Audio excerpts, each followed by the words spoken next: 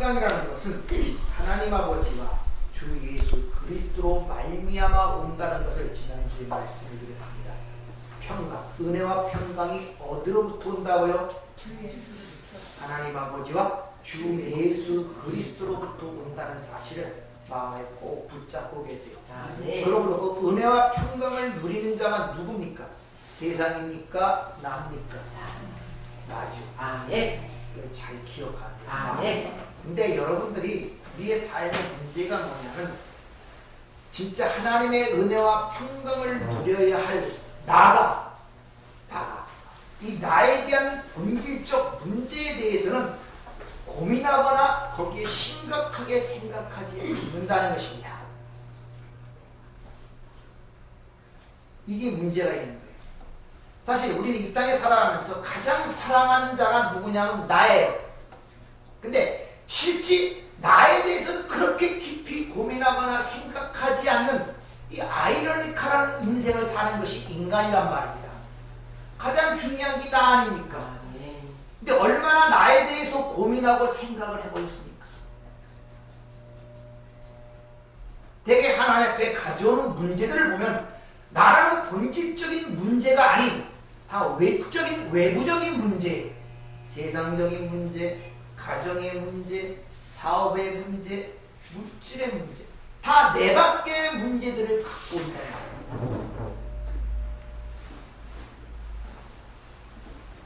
가장 중요한 건 나인데 내가 그 은혜와 평강을 얻었는데 그 나에 대한 고민과 생각을 하지 않는다는 것입니다. 그러니까 가장 중요함에도 불구하고 가장 그것을 중요치 않게 여기며 살아가는 그 아주 이상한 삶을 살고 있다니까요, 그리스도인들이.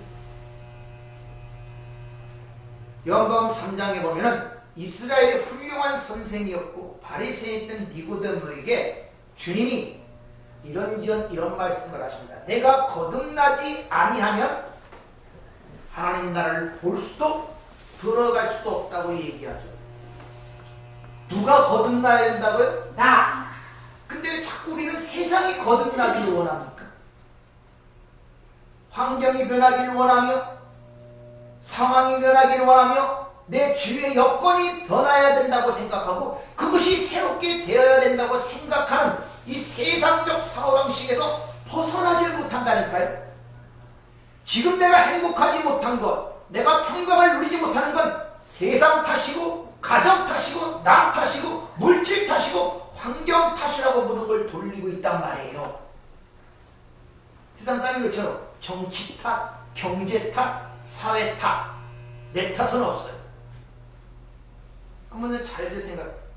여러분의 자신의 본질적인 문제, 그래서 얼마나 심각하게 고민하고 생각해 보신 적 있습니까? 아니요. 심각한 건 전부 내 밖의 문제들이에요. 니고데모에게 내가 거듭나야 된다고 얘기를 하지 세상이 거듭나야 된다고 얘기를 안 하셨다니까요. 근데 우리는 끊임없이 세상이 거듭나야 된다는 것입니다. 세상이 변화되어야 된다는 것입니다. 내 밖에 다른 사람이 변화되어야 된다는 것입니다. 내 남편이 변화되어야 한다는 것입니다. 주님은 내가 거듭나야 된다는데 우리는 끊임없이 내가 아닌 다른 사람이 거듭나야 된다는 생각으로 살아가고 있다는 거예요. 여기에 문제가 있다는 것입니다. 내가 거듭나지 않으면 이건 절망적인 말씀이에요. 지금 네가 눈에 보이고 네가 생각하고 판단하는 모든 것은 전부 다 무능하다는 것입니다. 안 된다는 것입니다. 다 부정해버리는 말이라는 것이죠.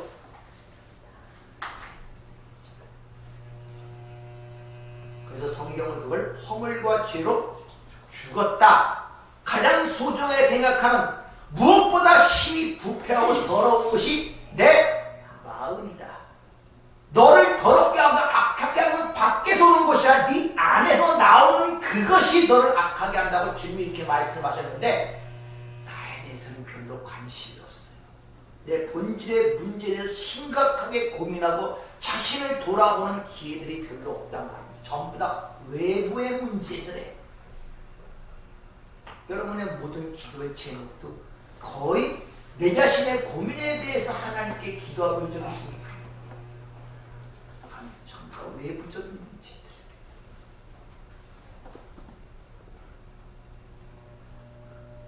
한번 스스로를 물어요. 여러분 삶 속에 지금 가장 큰 문제라고 생각하고 내 인생의 가장 큰 장애물로 생각하고 고난과 고통이라 생각하는 문제가 외부에 있습니까? 내부에 있습니까? 전부 다 외부 거라고 생각하고 살아가고 있잖아요, 지금요. 그러고 생각하고 있잖아요, 지금요. 근데 여러분이 그렇게 힘들고 어렵다고 생각하는 그 외부의 모든 것들은 곧 사라지고 소멸된다는 사실을 아십니까? 그건 사라져가는 것이라는 사실을 아시냐는 것이죠. 근데 사라질 것, 없어질 것을 우리는 끊임없이 붙잡고 그거를 의지하며 그걸 붙들고 있다는 것입니다. 실제 붙들고 의지해야 할 것은 안 붙들고 붙들지 말아야 할 것을 놓지 않고 붙들고 가고 있단 말입니다. 그게 우리 삶의 고통이에요. 죄와 사망의 법으로 해방되었다는 여러분들이, 영생을 지금 소유하고 있다고 생각하는 여러분들이, 지금 하나님 나라에 그 소망이 있다고 생각하시는 분들이 기쁘지도 행복해 보이지도 않는다는 것입니다.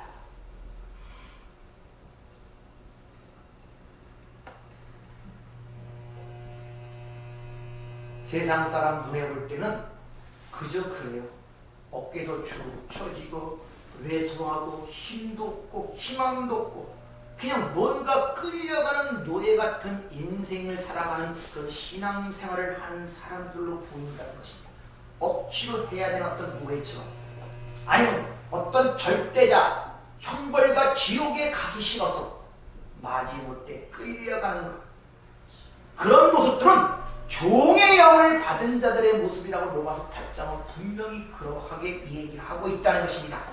전능하신 하나님을 아버지로 알고 있고 우리를 얼마나 사랑하니 독생자를 죽이기까지 사랑하시는 그 하나님을 아버지라고 부르고 있다면은 우린 절대 그렇게 살아갈 수가 없어요. 그걸 인지하고 깨닫고 있다면 그들이 바로 아들의 영을 받은 자라고 이야기를 하고 있다는 말입니다. 일찌감치 그러한 모습으로 살아가는 기독교인들을 향하여 유명한 철학자 니체라는 사람이 있습니다. 그리고 그가 뭐라냐? 신은 죽었다 그래요. 너희가 믿는 하나님은 죽었다는 것입니다. 왜? 그 니체라는 그 사람의 눈에는 신을 믿는다는 그들의 일상생활이 너무나 무력하고 힘들게 살아가고 있어요. 무가치하고 목적도 방향도 없이 뭔가에 얽매여 끌려가는 그런 인생을 살아가는 모습으로 기독교인들이 보였단 말입니다. 그러자 그들을 향하여 야! 니들이 믿는 그 신과 너희들이 소망하는 그 나라는 없어! 그러니까 삶의 열정을 회복하여 인간의 위대함을 보이는 초인적 의지를 갖고 한번 살아봐! 이렇게 일가를 날리고 있는 것이 신은 죽었다! 이런 유명한 말을 하고 있단 말입니다. 여러분은 믿는 신은 어떻습니까? 살아계십니까? 죽었습니까? 살아계십니다. 그것이 여러분 삶 속에 보여져야 한다는 거예요. 네. 그것이 지금도 기독교를 조롱하는 일이 많죠.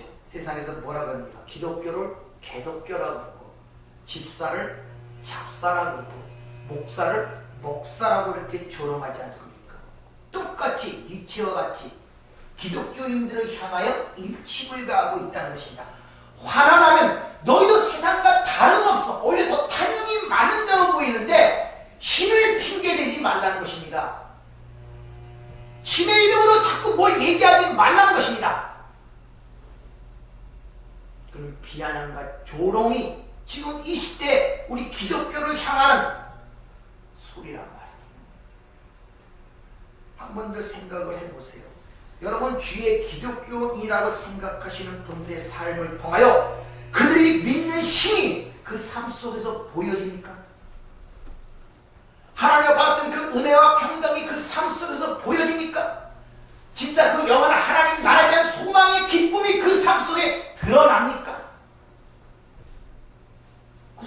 드러납니까? 그 기쁨이 여러분 삶 속에 있냐 말이는 것입니다.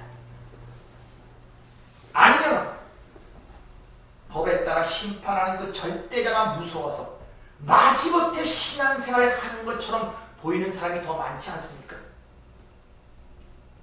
아니면 믿지도 않으면서 혹시 모르니까 보험적 신앙생활을 하고 있는 거 아닙니까? 오늘날 기독교인이라고 자처하는 분들은 자신에 대해서 심각하게 고민을 한번 해봐야 돼요. 정치 문제가 아니라, 경제 문제가 아니라, 사회 문제가 아니라, 나 구원받은 나에 대해서 진정한 고민, 심각한 고민을 한번 해봐야 된다 말입니다. 우리가 사도행전을 읽어보면 조금만 읽어봐도 그들의 모습과 우리들의 모습이 너무 다르다는 것을 쉽게 느낄 수가 있어요. 사도행전 5장을 보니까 이렇게 표현합니다. 그 당시에 감히 그들과 상종하는 사람은 없으나 백성이 칭송하더라, 그렇게 얘기해요. 요즘 세대는 칭송은커녕 두려워하기는커녕 조롱하고 비아냥거리죠. 초대교회 때는 그리스도인들을 두려워했대요. 뭔가 다른 게 보였거든요. 그리고 또 칭송을 했다는 것입니다. 알다시피 초대교회는 엄청난 박해를 받던 시대였습니다. 세상적으로 가진 것도 없고 소수였고 힘도 없고 나약한 존재였단 말입니다. 그러나 세상이 그들을 두려워하고 칭송했다고 성경은 기록했어요. 왜? 세상에서 그들을 통하여 살아계신 하나님을 보았고 그들의 삶의 열정을 통하여 그 하나님 나라의 그 건강한 소망의 기쁨이 삶 속에 넘쳐나는 걸 그들이 보았기 때문에 한편으로는 두려웠고 한편으로는 그들의 삶이 부러웠단 말입니다.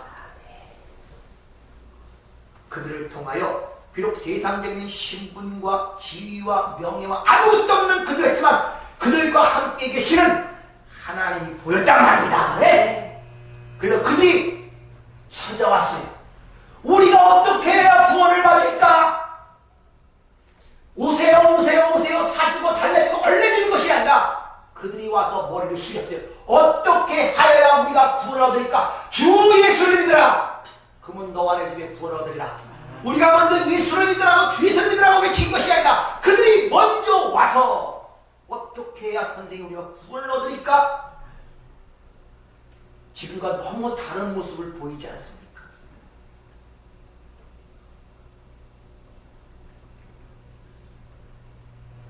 그들은 삶의 이유와 목적을 분명히 알았습니다. 성령이 그들에게 오심으로 말미암아 그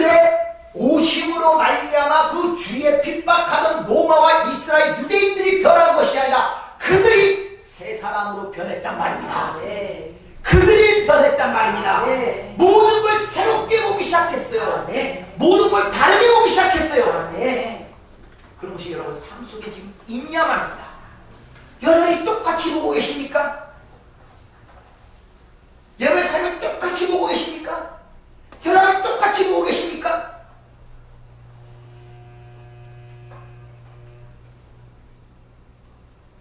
얼마 안 가서 313년 콘스탄스 누드 대제 때 기독교 앞에 로마가 무릎을 팍 꿇었습니다. 그 당시 세계를 지배하던 강대한 모든 길은 로마로 통한다는 그 팩스. 로마가 기독교 앞에 스스로 와서 무릎을 꿇었다니까요. 총 한 번 쏘지 아니하고 칼 한 번 듣지 아니했는데 그들이 무릎을 꿇고 그들 기독교를 그들의 국교로 정하는 모습이 역사 속에 기록이 되어 있잖아요. 뭘 보고 그들에게 무릎을 꿇었겠습니까? 돈이 많아서요? 명예가 있었어요? 권력이 있어서요? 힘이 있어서요? 아니에요. 세상이 가질 수 없는 것을 갖고 있는 것을 눈으로 확연히 보았기 때문에 심지어 로마의 그 어머니였던 로마 황제의 어머니였던 사람도 그 카타콤이라는 지하 묘지 속에 그 사람들과 함께 하기 위하여 그 높은 왕정을 버리고 왕궁을 버리고 그 안에 들어가 기독교인이 되어버렸단 말입니다. 네. 이게 기독교인이에요.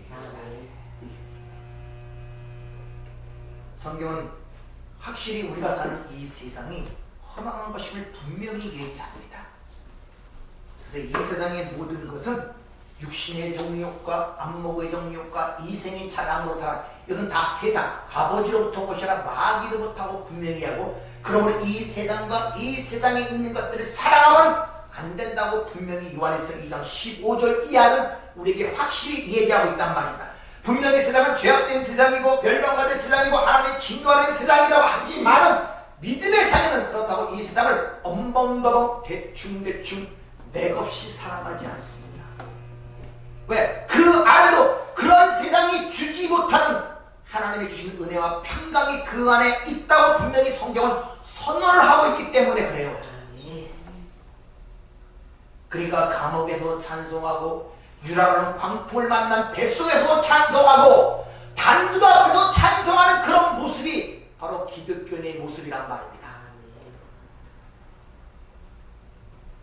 그러니 이 망망대해 같은 세상 속에서, 이 풍랑이는 세상 속에서 흔들릴 수 없는 영혼의 닭과 같은 소망이 있고, 그 소망이 있는 사람에게 반드시 나타나는 기쁨이라는 것이 우리에게 주어지고 평안이라는 것이 우리에게 주어졌기 때문에 그렇다는 것입니다. 그래서 주님이 우리에게 기쁨과 평강을 주시면서도 분명히 합니다. 세상이 줄 수 없는 기쁨과 평강이라고 분명히 얘기를 하죠. 여러분의 마음에 평강이 없습니까? 근데 그 평강을 왜 세상에 힘을 빌려 그걸 찾으려고 합니까? 내 마음에 평강이 없음을 알고 그런 자신의 본질을 알고 하나님께 무릎을 꿇고 눈물을 흘리며 부르짖으며 주여 내 안에 평강이 왜 없습니까? 그런 것 때문에 고민하고 기도해 본 적이 있습니까? 하나님이 주신다는 그 평강이 내 안에 왜 없습니까? 내가 아직도 사라진 것들이 여전히 왜 끌려가는 내 자신이 이렇게 초라하게 보이고 왜 이대로 내버려 두십니까? 여기는 절망적인 외침을 통하여 하나님께 부르짖고 간구하는 그런 기도를 해봤냔 말입니다. 내가 평강을 누려야 되는데 왜 끊임없이 그런 자신에 대해서 관계없이 세상을 힘을 동원하여 그 평강을 달라고 여전히 하나님 앞에 나와서 기도하는 우리 자신의 이 어리석은 모습을 여러분들이 돌아보셔야 돼요.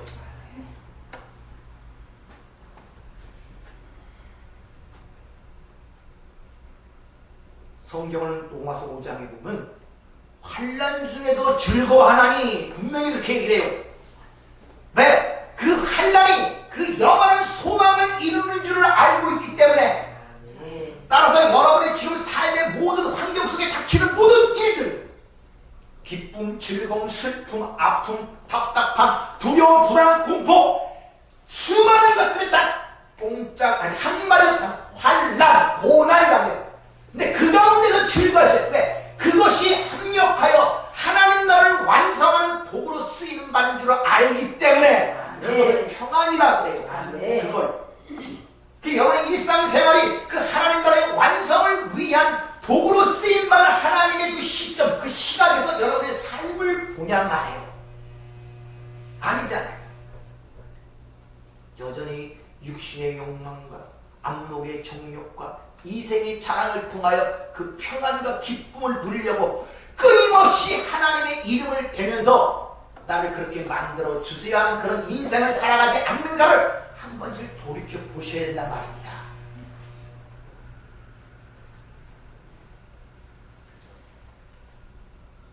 하나님 나라의 소망은 반드시 열심을 만들어내게 될 수밖에 없습니다. 대충대충 살 수가 없다는 것입니다. 왜냐하면 성도의 인생이라는 것은 하나님의 어떤 목적을 위하여 그에게 허락하신 시간이기 때문에, 다른 말로 여러분들에게 시한부 인생을 허락하셨단 말입니다. 자, 내가 살다 가면서 어느 날 암이 걸렸어요. 검사를 보니까 의사가 6개월밖에 못 산다 그래요. 이게 시한부라는 6개월. 그럼 그 사람이 6개월을 시한부를 받은 사람이 그때부터 삶을 어떻게 살았습니까? 여전히 도박하며 술 먹고 세상에 즐거우면서 그 시간을 허비겠습니까? 아니에요. 그때부터 심각해집니다. 하루의 시간이 얼마나 소중한지 깨닫게 됩니다. 어디에 그 시간을 투자해야 될지, 어떻게 하든지 그 6개월의 시간을 같이 살지 고민하기 시작하는 거예요. 모든 걸 내놓고 고민하기 시작합니다. 왜? 소중한 시간이거든요. 1분이 정확하거든요. 이걸 헛되게 사용할 수 없잖아요. 여러분의 시한부 인생을 줬단 말입니다. 강건해야 80이라. 영원히 살지 못하잖아요. 결국 시한부 인생을 살아가는. 그러면 그걸 인지가 된다면 내게 주어진 시간을 어디에 사용할 줄 여러분 아셔야 되잖아요. 그게 삶의 이유와 목적을 찾는다는 것입니다. 그래서 요한복음 9장에 날 때부터 소경된 자를 실로암에 보내는 거예요. 거기서 눈이 뜨여져야 되는데 눈이 뜨여지지 못한 시간이 허무하게 흘러가는 거예요. 하루하루.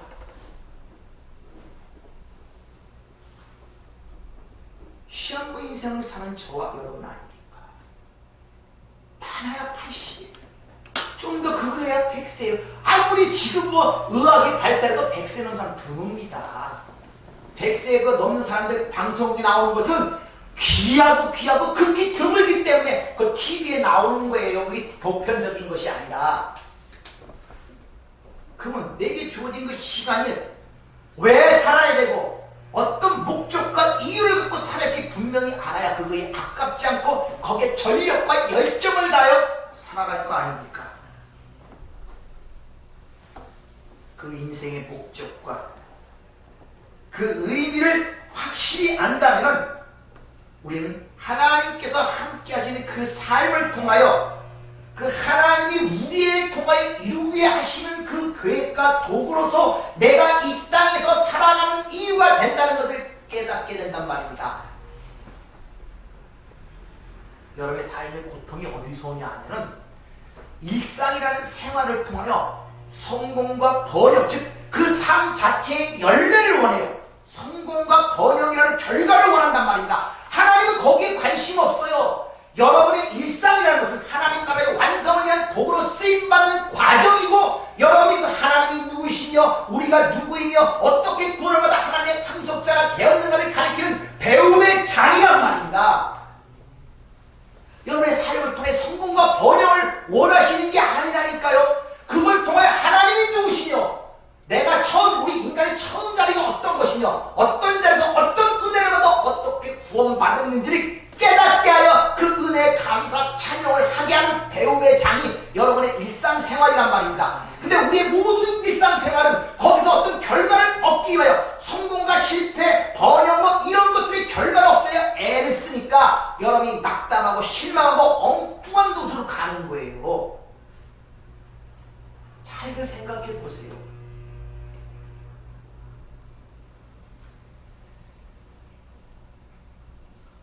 따라서 이런 것들을 자각한 성도들은 이 역사와 인생의 목적에 대해 올바로 자각하게 됨으로 말미암아 그 삶을 최선을 다해 사는 아주 열정적 삶을 삽니다. 끌려가지 않습니다.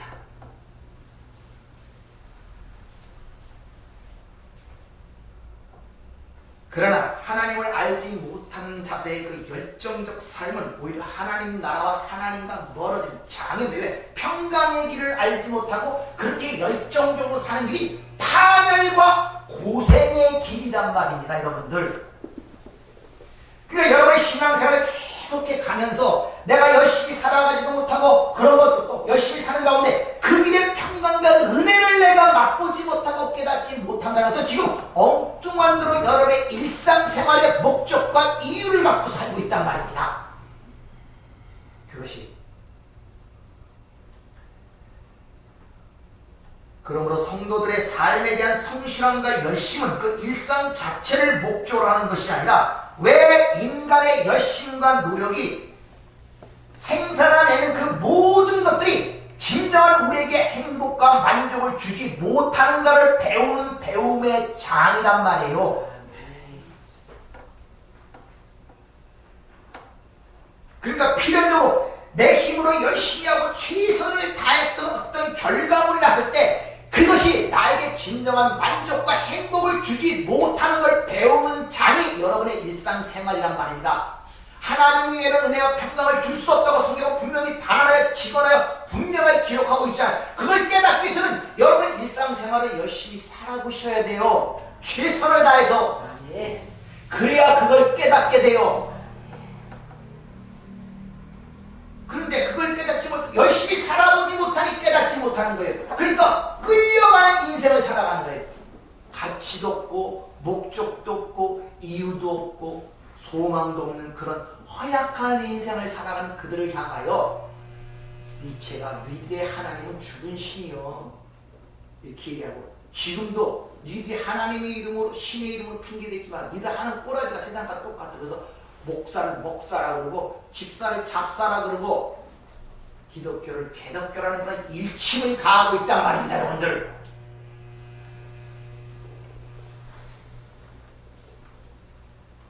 그러므로 성도는 하나님께서 허락하신 이 생업과 가정은 어떤 상황에서도 거기서 성실하고 열심히 살면서 그 삶이 성공과 실패와 관계없이 오직 하나님 말이 우리의 행복과 만족의 근거가 되심을 배우는 장이란 말입니다.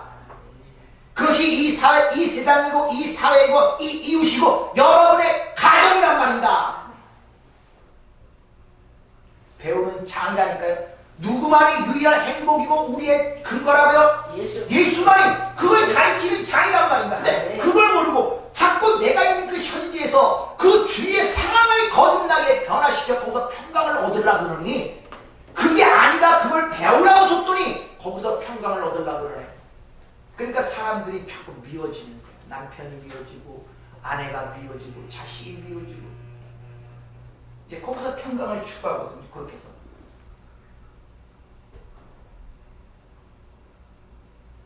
그래서 안 되면 이게 평강은 하나님이 만들어 주셔야 되는구나 이렇게 가야 되는데, 그래도 고집스럽게 여전히 자신은 거듭나지 못하면서도 남을 거듭나기를 바라면서 끊임없이 부딪히는 거예요.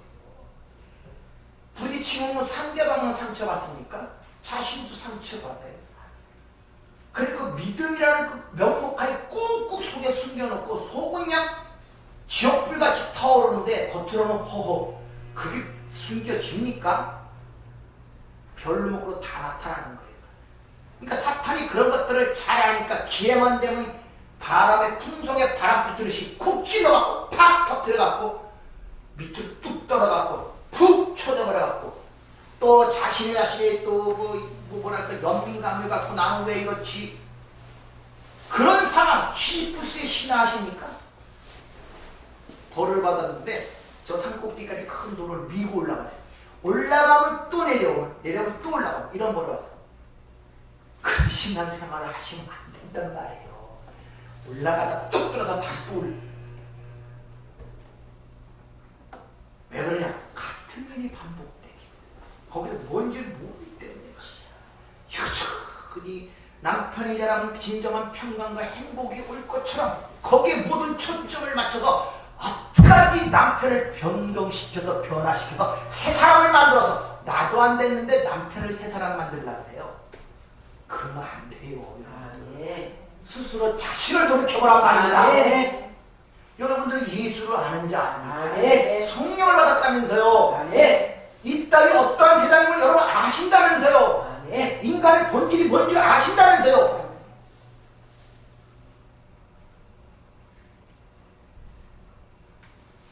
이렇게 내 일상을 그런 식으로 보게 될 때 우리는 하나님에 대한 믿음과 소망이 더욱 견고해진단 말입니다. 그것이 내 안에 인생 속에 닻을 내리는 순간에 이 세상의 풍파와 그 풍랑 같은 이 바다 같은 세상에서 요동치 않고 그 안에서 즐거워할 수, 이걸 평안이라 그러는 것입니다. 한번 이런 삶을 누가 살았는가? 첫 번째 은혜를 받았던 노아의 삶을 통하여 한번 살펴보죠. 노아와 그 가족들에게 하나님께서 방주를 만들라 그러죠. 방주는 하나님 나라의 모형이고 예수의 모형이죠. 그 몇 년 동안? 120년 동안 만들어. 10이라는 것은 하나님의 아들의 숫자고 10은 완성의 숫자예요. 하나님의 아들로 완성되는 게 120년이에요. 그러니까 방주를 짓는 것은 하나님 나라의 완성, 또 하나님의 자녀로 완성되는 기간을 얘기하는 거예요. 다시 말하면 여러분이 은혜를 받아 예수를 믿고 그때부터 120년 동안 방주를, 다시 말하면 하나님의 자녀로 양육되어가는 과정, 그 하나님 나라의 완성되는 그 과정을 지금 살고 계시단 말입니다. 그게 방주 짓는 사건이에요. 그럼 하나님이 그 방주를 지었다고 노아 그 가족들이 자기의 일상에 대해서는 무관심했겠습니까? 하루 종일 와서 방주만 졌겠습니까? 하나님 방주지라고 하늘에서 나무 같은 거 다 내려주고 뭐 목술 보내주고 그렇겠습니까? 아니란 말이에요. 그들의 일상생활을 열심히 살아야 했다는 것이죠. 그러면서도 방주 만들기를 시작한 것입니다.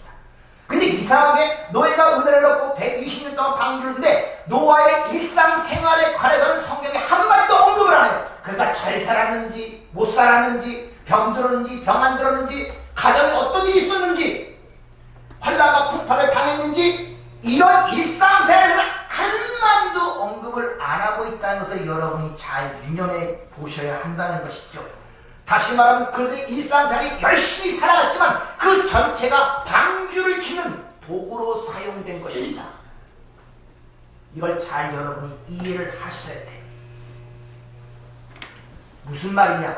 여러분의 일상생활 열심히 살아가는 것이 결국 여러분의 자신을 위한 것이 아니라 하나님 나라의 완성, 하나님의 뜻을 이루기 위한 도구로 사용되어진단 말입니다. 그런 의미에서 여러분이 무슨 일을 하거나, 다시 말하면 나같이 목사 일을 하거나 아니면 밖에 나가서 세러리 매거나 기술자거나 소방관이나 어떤 댕기는 장사꾼이나 그 모든 것은 그러한 면에서 성직이란 말입니다. 그게 그리스도인들의 직업관이에요. 그게 성직이라니까요. 왜? 그 일 자체가 하나님 나라의 뜻을 이뤄가는 하나의 도구로 사용되기 때문에 그런 식으로 여러분에 주어진 일들을 감당을 하셔야 돼요. 그러니까 그런 인식 속에 살아가는 분들은 최선을 다하여 자기의 맡긴 일을 감당합니다. 그러면 그런 삶을 사는 사람들은 세상에서 성공하겠습니까? 못하겠습니까?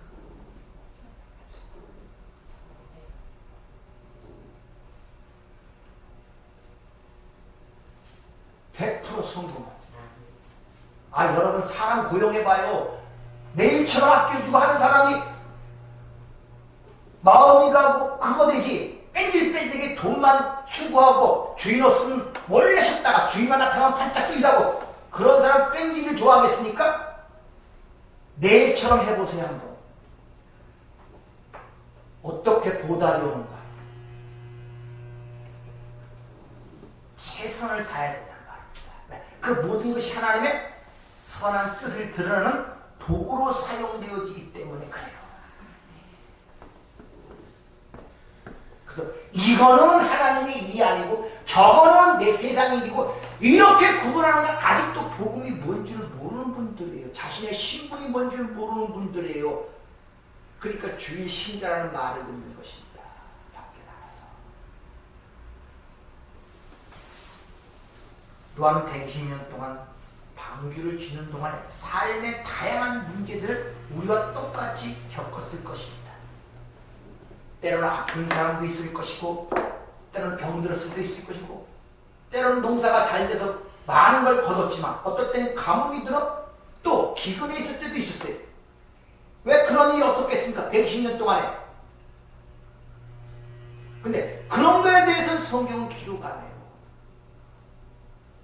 다시 말하면 일상 자체에 하나님의 관심이 그가 부하냐 잘 살았냐 무슨 이런 관심 없어요. 그걸 통한 하나님의 선한 뜻을 이루는 그것에만 하나님의 목적이 집중되었기 때문에 이걸 통하여 우리의 일상생활은 그 하나님 나라의 완성이라는 하나님의 자녀의 완성이라는 그 과정 속에 쓰이는 도구로 양육의 장으로 배움의 장으로 주어진 것이 여러분의 가정이며 사회이며 이 나라이며 이 세상이란 말입니다.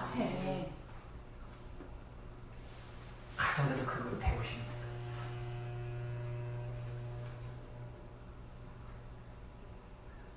그래서 선생이라고 그래요.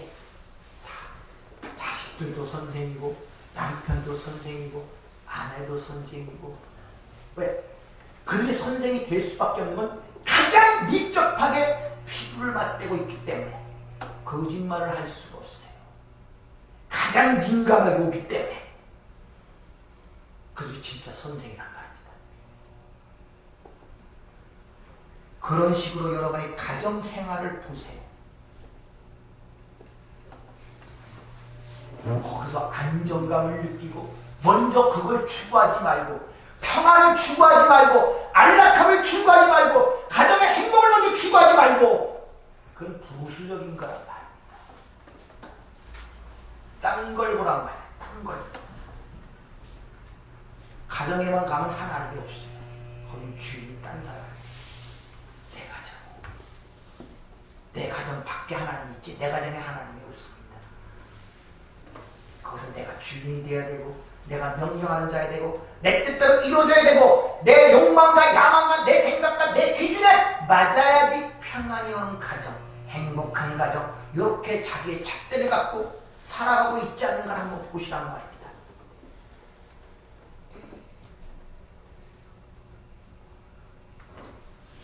성도의 삶은 이 세상적인 열매를 맺는 다시 말하면 성공과 번영을 목적으로 주어지는 것이 아니라 하나님의 뜻에 의한 하나님 나라의 성취라는 과정의 도구로 쓰임받는 것을 여러분의 성도의 성실한 일상생활을 통하여 보아야 한단 말입니다. 그걸 보아야 한단 말입니다. 그걸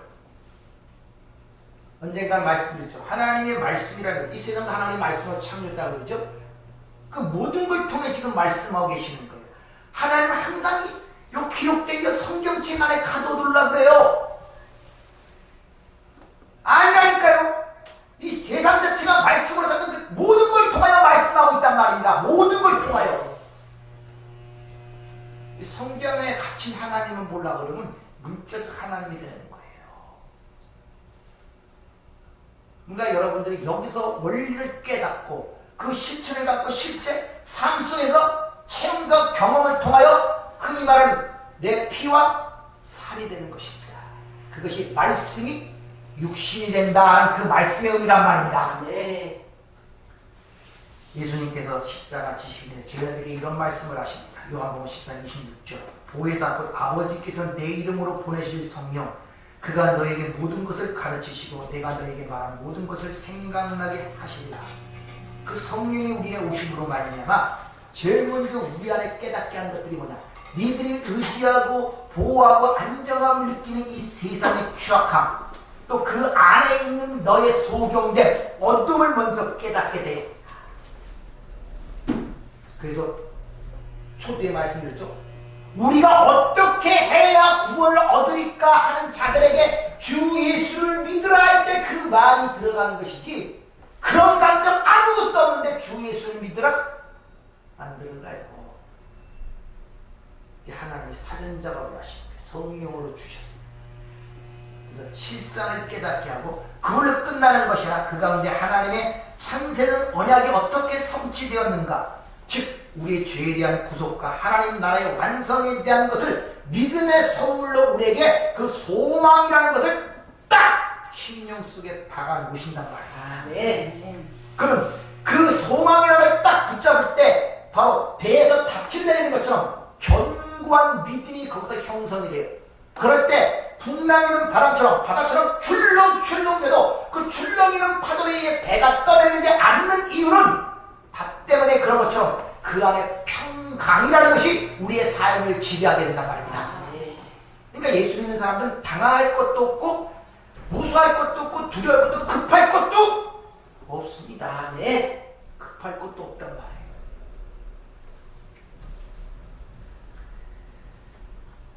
따라서 하나님 보내신 자 예수 그리스도를 비롯하여 은혜와 평강을 가질 때 내가 그동안 이 세상에서 찾고자 했던 그 모든 세상 힘을 통하여 어떤 평강과 그 기쁨을 찾고자 했던 것이 다 가짜라는 것을 깨닫게 되는 동시에 세상으로부터 내 마음이 놓여지게 되는 거예요. 그래서 성경은 말하기를 내가 세상에 대해 죽고 세상이 나에 대해 죽었다는 거예요. 우리 마음이 세상에 대해 죽고 이제 하나님으로 살아가는 하나님으로 향하는 그런 마음의 과정을 여러분 신앙생활 속에서 여러분들이 보셔야 한단 말이에요. 네.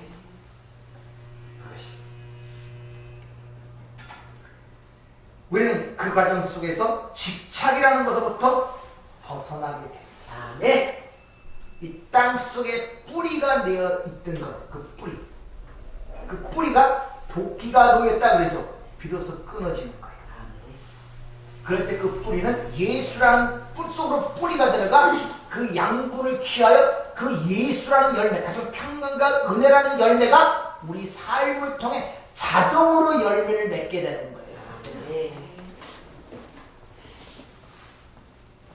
여러분이 힘들고 어려울 때마다 꼭 기억할 수 있는 어떤 현장이든지 하나님께서 동행한다는 사실을 꼭 기억하시길 바랍니다.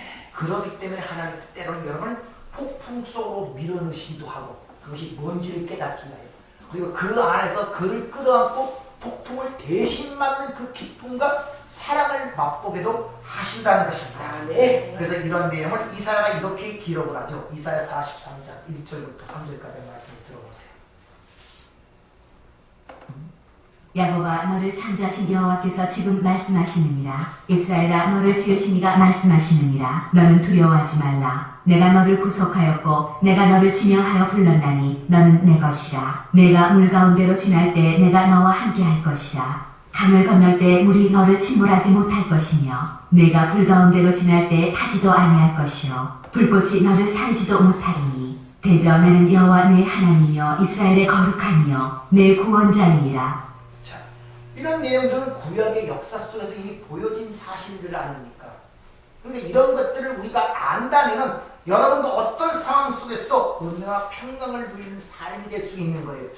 우리 주님은 그걸 아셨기 때문에 풍랑이는 뱃머리 위에서 고난 잠을 주무시잖아요. 베드로도 앞날 앞에 있는 야고보가 죽었는데 다음날 자기가 죽었는데 그 옥속에서 편히 잠을 자잖아요. 천사가 와서 발로 깨우지. 사도 바울도 마찬가지입니다. 옥에 갇혔을 때 하나님을 찬송하잖아요. 그런 평안이 어디서 냐 바로 이 말씀을 알고 있었기 때문에 그래요. 역사 속에서 증거로 하나님께서 보여주셨고 이것이 바로 하나님과 그 아들을 통해서 오는 은혜와 평강이라는 것을 여러분이 꼭 기억하시길 바랍니다. 이러한 삶들을 보여주시기 위하여 주님께서 구약의 도피성이라는 것을 이야기를 합니다.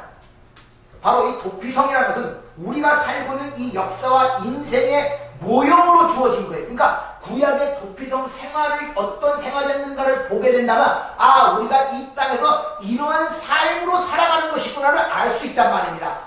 그래서 제가 민수기 35장 도피성에 대한 얘기를 쭉 한번 읽고라고 여러분에게 말씀을 드렸죠.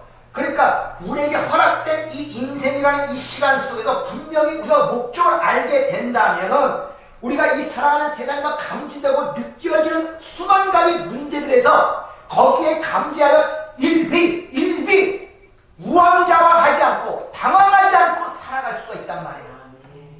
그 도피성에 대한 얘기가 민수기 35장 4절 8절에 있었는데 여기까지만 보겠습니다. 잘 들어보세요. 너희가 레위인에게 줄 성읍들의 들은 성벽에서부터 밖으로 사방 1000규빗이라. 성을 중앙에 두고 성곽 동쪽으로 2000규빗, 남쪽으로 2000규빗, 서쪽으로 2000규빗, 북쪽으로 2000규빗을 측량할지니 이는 그들의 성읍의 들이며 너희가 레위인에게 줄 성읍은 살인자들이 피하게 할 도피성으로 6성읍이요 그 외에 42성읍이라. 너희가 레위인에게 모두 48성읍을 주고 그 초장도 함께 주되 너희가 이스라엘 자손의 소유에서 레위인에게 너희가 성읍을 줄 때 많이 받은 자에게서는 많이 떼어서 주고 적게 받은 자에게서는 적게 떼어줄 것이라. 각기 받은 기업을 따라서 그 성읍들을 레위인에게 줄지니라. 자, 이 도피성에 대한 이 명령은 민수기에 먼저 나타나요. 출애굽기에 먼저 나타납니다.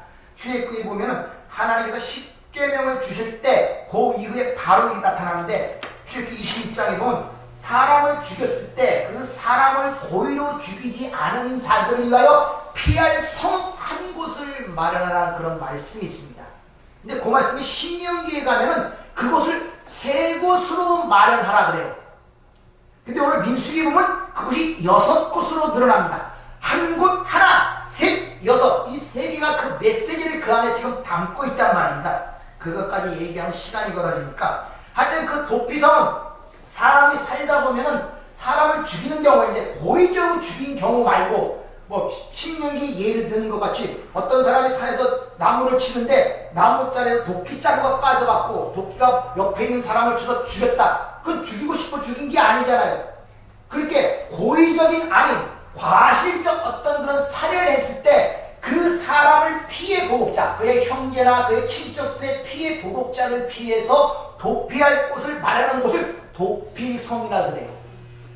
그래서 고의적 살인자가 아닌 과실적 살인자를 오살자라고 그렇게 이야기를 하고 있습니다. 오살자는 사람을 고의로 죽은 것이 아니라 우연히 어쩔 수 없이 그 죽은 경우 그런 것을 오살자라고 합니다. 그런 오살자라고 말씀을 드릴 때 그렇게 알아두시면 됩니다. 그러니까 이 도피성은 죽어야 할 자들이 레위인의 긍휼과 은혜를 입어 레위인의 도성에 얹혀 살게 되는 그런 성읍을 얘기하는 거예요. 그러니까 오살자가 그 피해 보복자를 피해서 레위인이 살고 있는 그 도피성에 들어가 있을 때 피해 보복자의 보호를 받게 된단 말입니다. 그러니까 레위라는 그 사람들의 삶에 같이 얹혀 살게 되는 그런 삶을 지금 얘기하고 있단 말입니다. 그런 도피성의 삶을 모습을 통하여 하나님의 백성들이 이 땅에서 어떻게 살아가는가를 그 모형을 지금 보여주고 있단 말입니다.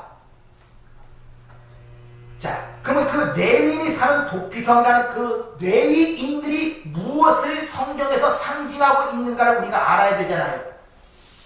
레위인들은 출애굽 당시에 하나님의 은혜로 말미암아 어린 양의 피의 공로로 힘입어 거저 살아나게 된 이스라엘 장자를 대신하여 하나님께 바쳐진 대속적 의미를 갖고 있는 것이 레위 지파예요.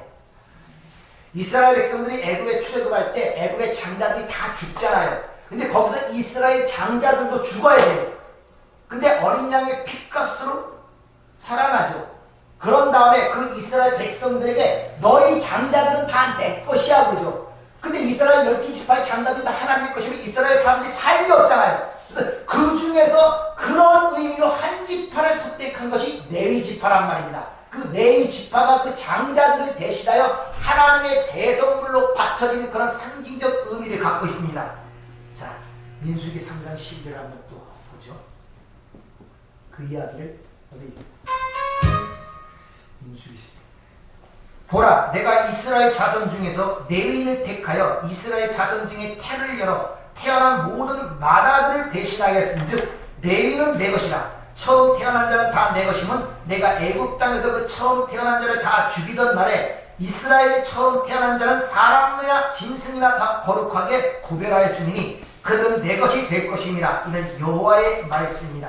즉 레위 지파는 출애굽 시에 애굽의 장자들과 함께 죽어야 했던 이스라엘 장자들 대신에 하나님께 대신 바쳐진 대속 제물의 의미가 있단 말입니다. 그러니까 누구를 상징하겠어요? 예수 그리스도. 우리를 대신하여 제물로 바쳐진 예수 그리스도를 상징하는 게 레위 지파였단 말입니다. 그렇게 대속 제물로 레위 지파가 담고 있는 그 은혜의 현실을, 자, 레위인이 상징하는 게 뭐라고요? 이스라엘들을 대신하여 죽은 그것에 의하여 대신 바쳐진 대속의 제물의 의미를 갖고 있다고 했죠. 그것을 이스라엘 백성들에게 가르치기 위하여 그들에게 규례와 명령으로 주어진 것이 바로 11조란 말입니다. 원래 11조라는 그 말은 10개 중에 하나라는 그런 의미가 아니라 하나 열이에요. 그러니까 하나가 열을 전체를 대표한단 말입니다. 그래서 로마서 5장에 보면 한 사람으로 말미암아 죄가 들어오고 죄로 말미암아 사망이 하나니 이와 같이 모든 사람이 죄를 지었으므로 사망이 모든 사람에게 이르느니라. 한 사람이 다 대표는 대표성의 의미를 갖고 있는 거예요. 11조라는 것은 10개 중에 하나를 잘라서 드린다는 그런 의미가 아니라, 그러므로 예수는 하나님께 모든 당신의 백성들을 대표하여 드렸다는 11조의 의미를 갖고 있는 게 또 예수님의 십자가의 죽으심이란 말입니다. 근데 이스라엘 백성들에게 그걸 가리키기 위하여 그래서 너희가 11조를 레위인들에게 드림으로 말미암아 레위인들 그들은 우리를 대신하여 하나님께 드려진 대성물이라는 신앙 고백적 의미가 그 예물 속 11조라는 말 속에 들어있단 말이에요. 이해되십니까? 네. 그런 식으로 예배를 11조를 드리는 것이 내가 번 것 중에 하나를 구별하여 드린다는 그런 의미가 아니란 말입니다. 결국 여러분이 11조를 드리는 것은 그 하나 속에 나의 모든 것이 그 안에 들어가 있는 것이란 말이죠. 이것이. 그런데 나의 대성물에 대해서 하나님께 드려진 분이 바로 예수 그리스도잖아요. 그래서 예수님이 첫 번째 11조로서 드렸는데 그 11조를 누가 드렸냐? 하나님이 드린 거예요. 결국 자기 아들을 죽여서 드린 거란 말입니다. 우리는 그 은혜를 알아요. 하나님이 드려진 그 헌금, 그 11조에 같이 참여함으로 말미암아 당신의 죽음으로 내가 구원받았다는 신앙의 믿음의 고백이 그 11조 안에 들어있단 말입니다.